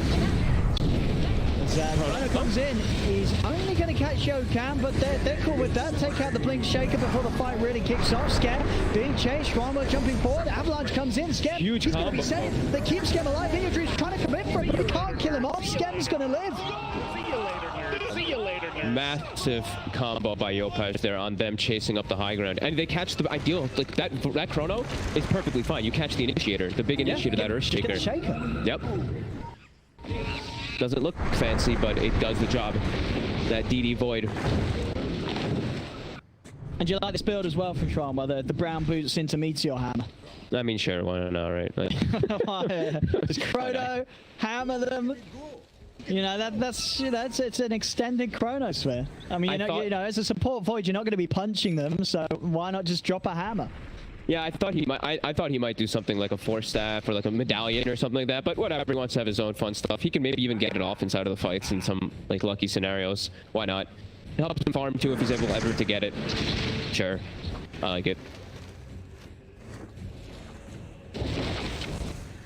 Mech is done for Rappy 2. He's almost on his way to Greaves. Right there. It's definitely still getting quite a lot stronger here. T1 not able to fight back still. Losing all these fights, all these engagements are not going in their favor. Yokam has to find better positioning. 1 and 8 on the Earthshaker. Yeah, can't get caught out like this. He's not been able to do anything with this blink. Yeah. His bottom tower is under attack. It's still only a level 1 Echo too, so it's got like a 2.5 minute cooldown. It's still not a fantastic ult for that type of long duration cooldown. But they are smoked. Play hard. He's going to get the Rolling Thunder off very nicely and dodge the entire initiation from Prep, so no chance for a lasso. Yopaj comes to the side with the Avalanche, roll forward onto the Rappy Witch. Dr. Pollison trying to bring him down, but there's the backup from John. Well, they just turn over the Pollison. The arrow is going to hit onto the board. Lasso's there onto Rappy, but he's got the Voodoo Restoration pumping out. He's healing up. They don't have the damage to kill him. Rappy's going to remain alive. Miracle's trying to find him with the Troll Summoner. Nets him in place. Rappy turns. The Casket, the door falls out. Miracle's in trouble. He's not going to be able to kill Rappy. Even the Fisher is not enough. Yokam does jump in, finally gets him with the Enchant Totem, but he's had to commit deep for this. Yopaj goes in with the combo and kills off Yokam for this. Back towards Roshan. Pollison trying to run. Skem TP's in. He's got a Sprout, which is going to be there back on the Pollison. They take down a third. In Your Dream just has to continue to run. This is another fight where Neon, they're coming out on top. It just seems like they always have a good read of where the fight is going to be happening. They all are set up so quickly around there to sandwich everything, right? Like, Playhard gets his ulti off, and then his whole team is just there already, prepared to back him up. They end up getting the kill up on the, I believe it was on the Void in the north side earlier. But a buyback from Playhard 2 also just brings everything back when he does die too, because he chased the Earthshaker out of the fight the entirety. So Yokam still continuing to get spotted out in the fights. He just can't get an Echo Slam off.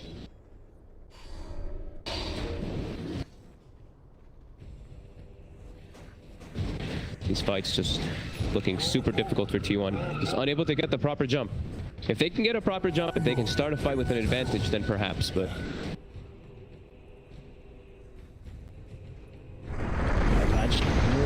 Oh, In Your Dream. Another leap. He's going to need to use it. He's been tossed back though. There's the final leap. And play on. Oh, he doesn't quite get the angle, but it doesn't matter. Death Ward down from Rappy, and In Your Dream dies for his attempt to get his hands onto the rune. That's a really costly death, actually. They have so much time now. It's 40 seconds. Pango ult's going to be back up by the time the Mirana's up. I mean, the world's their oyster right now with what they want to do. It's going to be Roche is going to be the attempt here, as they do have good right click from Skem. Yeah, I mean, I don't know if you mentioned this as well, but with the Kaya Sanj. I saw, yeah. I was just actually looking at his item build. I mean, it works pretty cool with the way with Mjolnir, especially too, and they have Veil. Like, he has so much spell damage that's actually going to be blowing up around him. in cooperation with that Veil. But looks like T1, they're actually looking to fight Jokem. He's got the Echo. He's going to try and jump, but they're already out of it. Oh, that was a bit of an awkward combo there. He jumped in at the same time that 4F flame break them.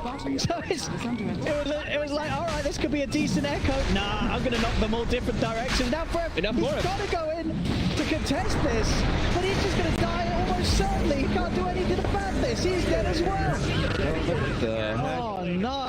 That was a pretty terrible non-combo there. The flame break into no Echo Slam. Bulletin will also go down. Yeah, T1, they're maybe their voice comms went down. I don't know. Something definitely happened there. It looked like they all wanted to go at the same time, but in your dream as well as Miracle, we're like, we're just gonna farm on this. Definitely miscommunication coming in. And Neon, they're cruising. 8k gold lead. Now they have all this time again. They have all their ultimates. They can pick and choose what they want to do. And there it is, the legendary Meteor Hammer Void. Cromwell ready to summon down the meteors from the heavens. Miracle? Oh.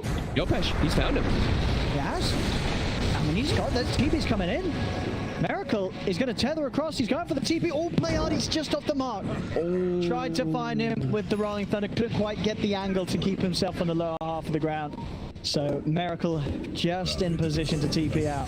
Did he like not have vision or something either? Because he had a net. He had a clumsy net. He could have netted him if he saw him. But Miracle does get away, and now they found Joken again.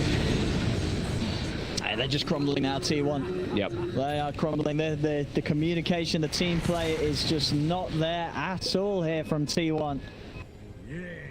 Oh, Neon is, I mean, they're all over it. Look at how aggressive they're playing. I mean, Rappy, 12, 3, and 16 on core Witch Doctor, guys.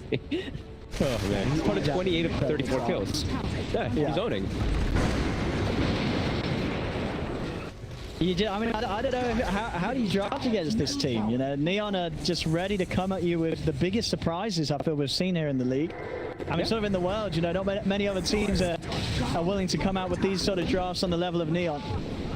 Definitely. I mean, last game they had bounty hunter to DK supports. This game they have Panko. Like, this is, I mean, it's extremely bizarre, but it's working. It is. I mean, this is a 4K net worth Void at 29 minutes in, but he's having an amazing game as this support. 1, 4, and 21. Brown boots Meteor Hammer. That's all he needed. I mean, as we said to be this was all done before the Meteor Hammer. You know, this has been all accomplished by just having brown boots. He's done this much as this hero in this position, and that, you know, that I think that's really got to say something. You know, in the way that maybe there really is something here. Yeah, I mean, the time dilation has honestly done a pretty decent job inside of the fights. He has a lot of good support. You know, his teammates provides all the damage for him, so he just has to set up for the bounty room. The Meteor Hammer play. Oh, it nearly did it there, but the snowball does come out in time. Paulson may just still die here, though. Oh, no. TP out will save him. Cromwell's not able to get on top and look for the bashes. Dyer's bottom tower is under attack. So he's out, of course, wanting to save the chrono for the bigger kills. And look at this as well. Yopaj going full hell yeah, full power. You know, maximum power build here. The Blink Veil Dagon. I mean, the burst damage is always going to be here. Yeah, it's always going to be insane. Under attack. And Miranda in particular, like in your dream, is extremely fragile. He gets hit by a combo and a Dagon, he's pretty much just dead in the fights. Yopesh. Yopaj is in. Paulson won't be able to get the toss back. And they're still just trying to split up and farming T1. So Miranda ults, but they do see it. They have a ward in the mid lane, so they're going to be prepared here, I'd expect, with some sentries. Yeah, Henwell has some available. And they actually see in your dream. They have a ward and a sentry around that area. Oh, 4F's got Yopaj. Miranda, but in the back. They've got the lasso. Pleiades able to blink forward though and cover him with the Rolling Thunder. And now Pollison's trapped. He's going to snowball over to Scam. Flame break, knocking Scam as well down to the low ground. A bit of an awkward position, but with the Maledict and a huge bounce from the Nature's Wrath. Policy out of the game. Oh wait, what did he try and chrono here? He tried to chrono the Miranda and he chronoed the cliff. And he misclicked, I think. The Miranda was TPing right in front of him. Oh, wait, what, did he not even get him in at all? Or was he didn't get him in at all. He literally chronoed the high ground right next to the Miranda. Oh, no. Well, it happens. Yeah, he doesn't need these chronos to hit anyway. You know, they're doing that well without. They're going in anyway. They got a 10k lead. They're ready to fight on. onto the high ground, starting to take these tier 3s. Multiple bounties being placed on the lineup of T1. Holding the ground. Game, of course, Scam is just so farmed on this Prophet. Yeah. You know, it's not really been the focus of attention. It's just sort of been the more clowny and fun picks we've seen from Neon. You know, carry Prophets, like, we see that all the time. Yeah, we really do. Having a very good time with it here. Yeah, he went for a different type of style item build. They actually have found Miracle again. Yep. And with the toss, he's over to the creeps. Yopatch slides in, and Forev now also in a position of danger as he's been rooted. Miracle gets punched down by Yopatch. Forev trying to run, but play hard on the chase. Forev, he's going to use himself up with this one by any sort of safety. Tops up into the Meteor Hammer. Cromwell. They're just continuing to do it over and over again here, Neon Esports. Just the way that they're moving around the map, like they're just totally outplaying T1. It seems like T1 just has, they have no moves on the map, but they do. They just have not gotten an Echo Slam, I don't believe, off in this, not a successful one. They had like the one Echo, I believe, in mid. Besides that, there's been nothing. Showcam just can't find opportunities. And into the base they go. Get an ideal fight. On to the tier 3. See Yopatch did commit there for the toss back onto Paulson. Yopatch getting focused, but he's able to force out to the side. He's still alive. He's fine. As Paulson goes down, will buy back straight away. They use the moonlight to try and keep themselves hidden and at a distance. They turn over towards Scam, but you're not killing this Prophet. Scam, with the Satanic far too tanky. The space is there for Neon to claim the tier 3. The rack's now exposed. Yopatch on the side. Yopatch up. Oh, didn't see him, I guess. Did he not? There's a tree. Yeah, there was a tree in between them. Now he's going to jump in, but his neck goes up only onto Scam. Scam pops the blade now, the Satanic. He just heals straight back up to full. In your dream set for 70, no buyback. Yocam goes down as well. Pollison also out of the match. Also with no buyback on here. As they're just cleaning up in Neon. They're going to have Chrono up in a second. Well, he's going to go for the finisher there. The two-man Chrono. The hammer's going to come striking down. It won't. Well, it does catch on to Yocam at least. So Yocam dead for sure. Miracle as well. BKB ends. Nothing else to protect himself. This game, well and truly over, one would imagine. There's a buyback on Forever, but they don't have Miracle in your dream. Back up the two other cores that were all important. Of course, Paulson as well, also out for 40, and they'll call it. They're tapping out of this one. GG is called a Neon. Don't do it, just do it the once with the entertaining lineup featuring the DK support. They do it twice here in game 2 with such specialities as the core witch dot.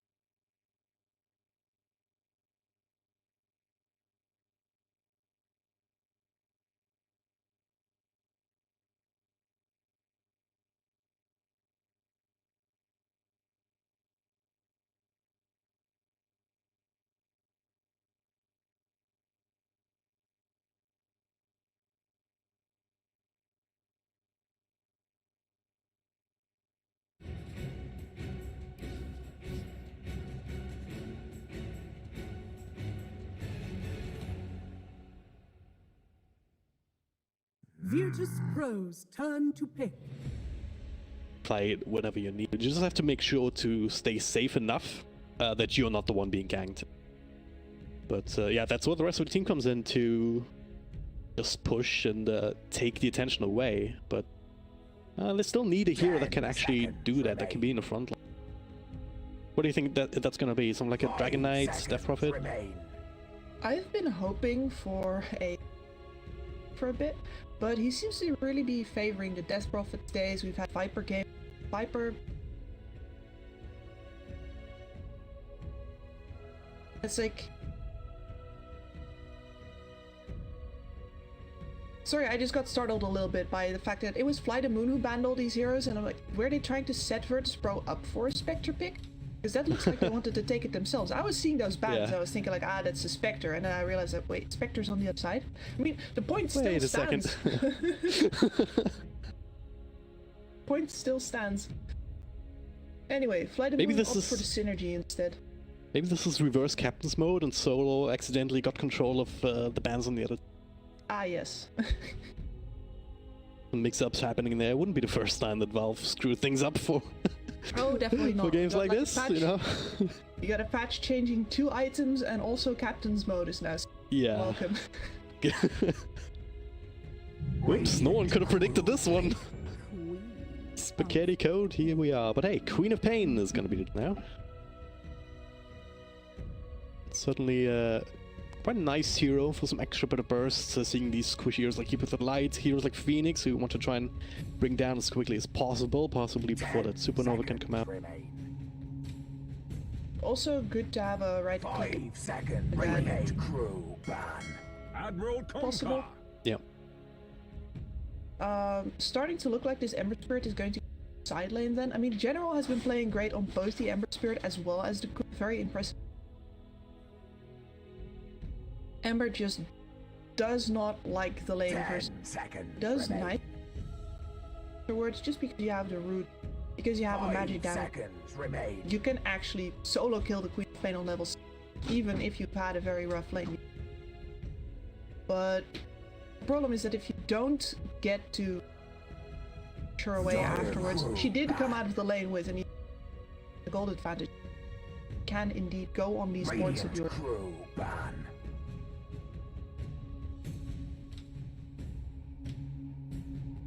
Doing things, but of course, yeah, Ember Spirit, as you said, can easily shift into the side lane.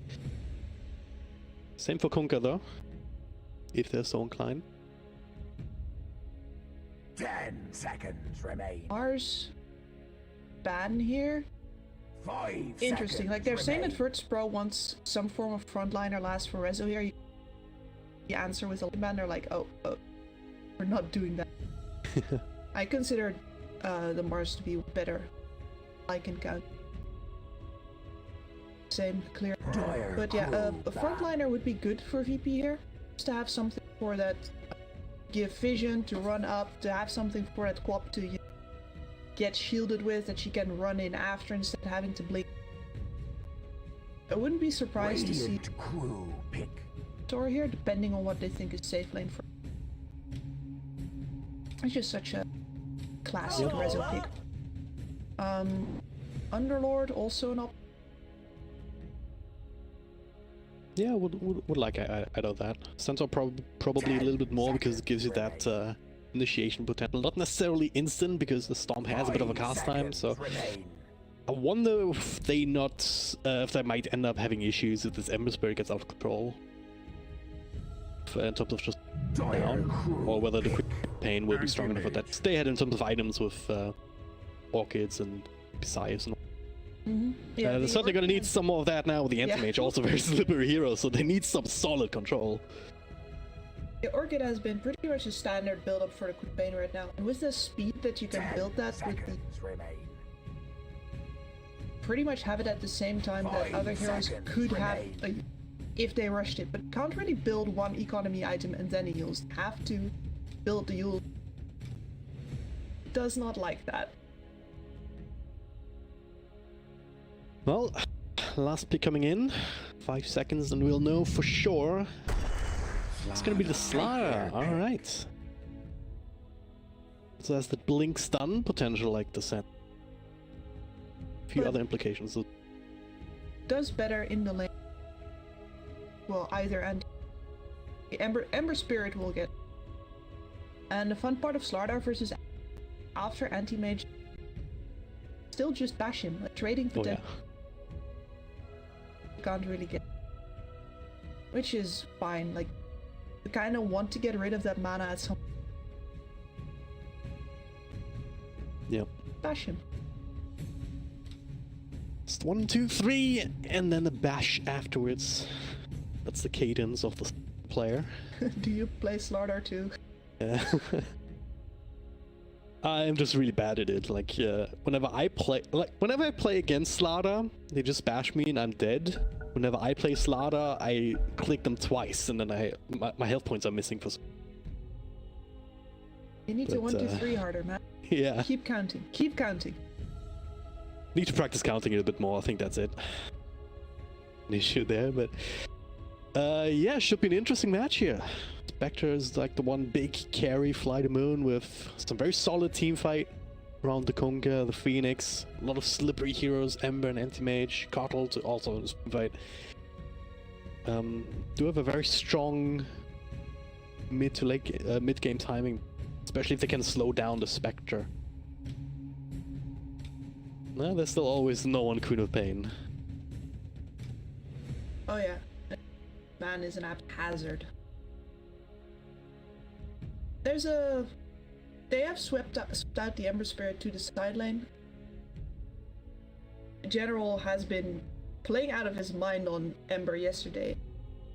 He's really good at this playstyle where it's just, yep, I'm still an offlaner, still just here to grab your attention, sure that you're focusing on cores. Itemized pretty defensive. Well, got Spirit Vessel build up, so fast. My deepest sympathies. Played forward all the time, seeing get good. He made it easy to play that game. All right. Prepare for battle. Game number 1 of this best of 5 grand final series in the Parametric League Season 3. Fly the Moon and Radiant here, Iceberg. As you said, matchup in mid general. Offlane Ember, supported by Aloha Dance. The light. Always want to fly, of course, flying on Phoenix. Expected, and then V-Tune. Team H gonna be up against Zayats and a 4-position Weaver.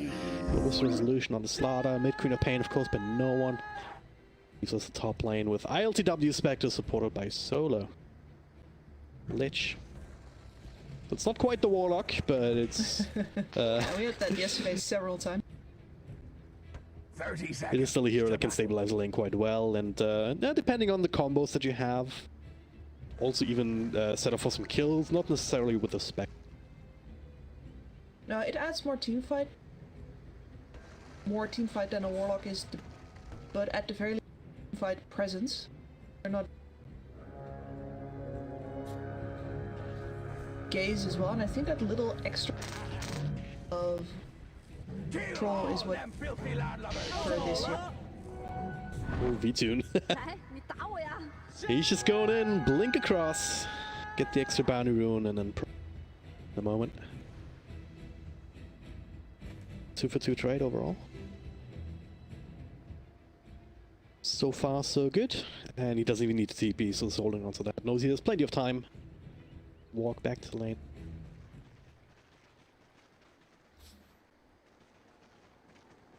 Both of these carries are going to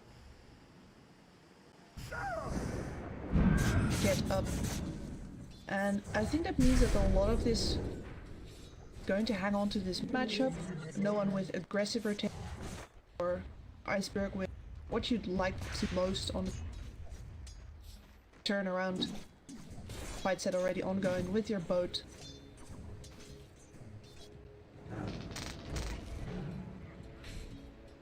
I was thinking Zayat's got a whiff of that courier there from the Phoenix. But, he's keeping it safe for now, still under the cover of that. Up top we saw the Alpha Striker Lower Dance actually almost dead. But he started off with the Illuminate, blasted that with the Sleight of Fists, and then they got the range Kryptonite. So, not the best start for this offlane, but hey. As long as you don't die, it'll... Kotl and Ember are going to feel way better. Once those levels get up, they can start to slide spam. General might actually be dead. He's solo with another blast, yeah. That's what I'm talking about. This slow is ridiculously strong from the Q. As long as you have mana, be able to set things up, especially against a poor level 1 Ember. Just a little bit more patience there. Once the chakra magic gets up, they start spamming. There it is. I did it now, and I didn't catch it. Was a salve on it too.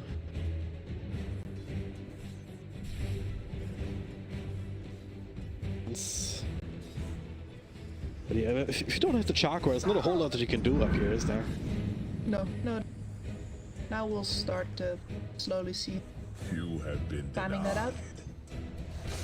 Cooldown's still pretty prohibitive.